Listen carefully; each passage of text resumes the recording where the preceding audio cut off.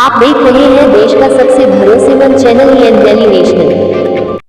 Doctor Yogesh Pratap Singh ji, मैं ये जानना चाहता हूं कि किस प्रक्रिया के अंतर्गत वन जीवों को गोद लिया जाता है। एक्चुअली क्या है कि ये लोगों को हम एक तरीके से प्रोत्साहित करते हैं कि वन्य जीवों के संरक्षण के प्रति वो अपनी रुचि दिखावें।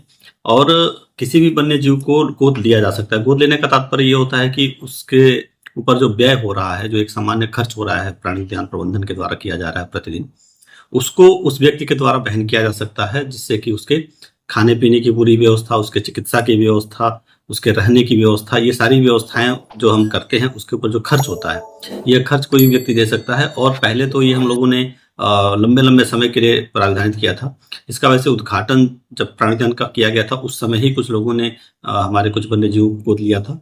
और ये बाद में इसके अंदर परिवर्तन किया गया, और परिवर्तन करके हम लोगों ने ऐसे ला दिया कि अगर कोई व्यक्ति चाहे तो इसको एक दिन के लिए भी किसी वन्य जीव को गोद ले सकता है। जैसे कि किसी का जन्मदिन होता है, किसी की मैरिज एनिवर्सरी होती है, इस तरह की अगर किसी की कोई वो है, फंक्शन है, तो सालगिरह है और जन्मदिन है या किसी की पुण्यतिथि है, ऐसे बहुत तमाम होते हैं जो एक दिन का कार्यक्रम होता है।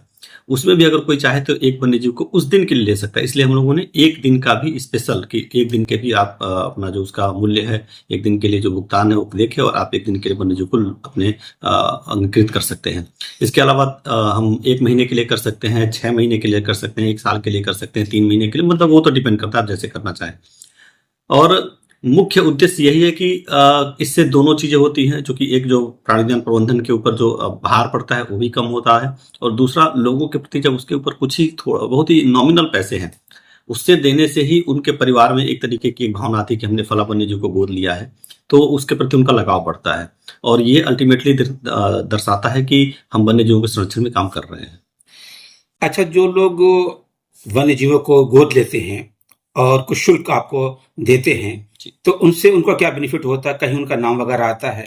हाँ, जैसे अगर कोई भी व्यक्ति किसी वन्य जीव को गोद लेता है तो उस बाड़े पे जो भी वन्य जीव, मान लीजिए किसी ने मोर को गोद लिया जी, तो मोर के साम बाड़ा है जहाँ पब्लिक व्यूइंग एरिया है, वहां पे पूरा एक बड़ा सा डिस्प्ले बोर्ड लगाया जाता है जिसपे उसका व्यक्ति का नाम, उसकी संस्था का नाम, कुछ संस्था का नाम हम उसके ऊपर दर्शाते हैं, अवधि भी दर्शाते हैं कि इनके द्वारा इस वन्य जीव को गोद लिया गया। साथ ही साथ हम कम्प्लीमेंट्री टिकट्स भी देते हैं कि अगर उनका परिवार है तो निःशुल्क प्राणी उद्यान आके देख भ्रमण कर सकता है, उस वन्य जीव के मतलब बारे में जानकारी अतिरिक्त इकट्ठा कर सकता है।